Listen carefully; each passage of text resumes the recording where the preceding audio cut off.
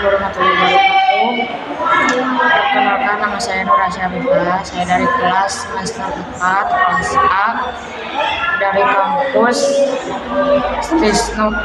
Saya akan menjelaskan investasi atau penanaman modal. Kebijakan investasi atau penanaman modal di Indonesia diatur oleh Undang-Undang Nomor 25 Tahun 2007 tentang penanaman modal. Berikut adalah beberapa aspek penting terkait kebijakan investasi di Indonesia. Jenis penanaman modal. Kegiatan investasi modal untuk menjalankan bisnis di Indonesia oleh investor asing, baik secara penuh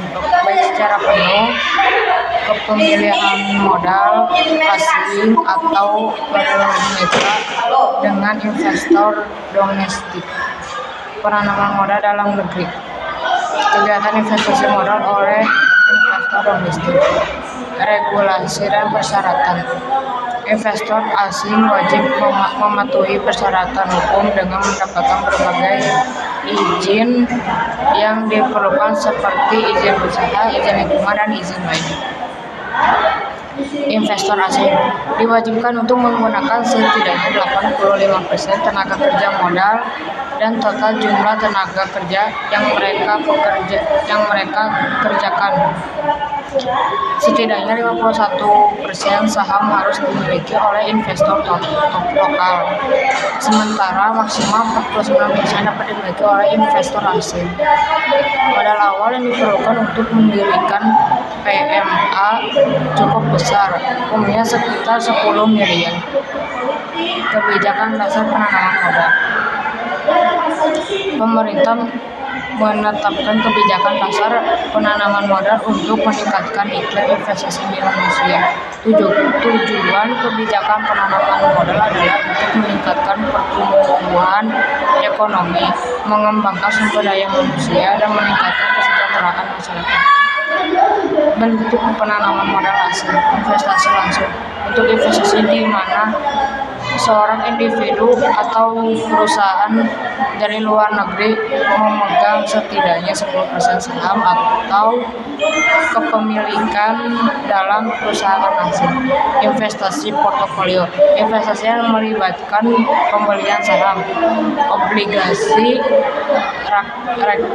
reksa, dan dana atau instrumen keuangan lainnya di luar negeri.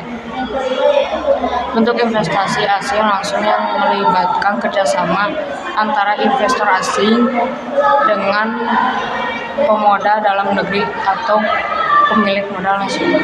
Bentuk kerjasama antara modal asing dan modal nasional yang menghasilkan badan hukum di Indonesia. Keuntungan penanaman asing. Mendorong pertumbuhan ekonomi. PMA dapat menciptakan lapangan kerja baru dan meningkatkan produktif di sektor manufaktur dan sektor-sektor lainnya. Mendorong pengembangan sumber daya manusia. PMA dapat memberikan pelatihan keterampilan kepada pekerja lokal atau meningkatkan pengetahuan dan kualitas sumber daya manusia. Transfer teknologi. PMA dapat meningkatkan efisiensi dan efektivitas industri melalui transfer teknologi. Meningkatkan ekspor. Dapat membantu meningkatkan ekspor dengan membuka akses ke pasar global. Sekian yang dapat saya sampaikan. Mohon dan apabila perkataan yang kurang enak mendengar, wabillahi taufiq wal hidayah. Wassalamualaikum warahmatullahi wabarakatuh.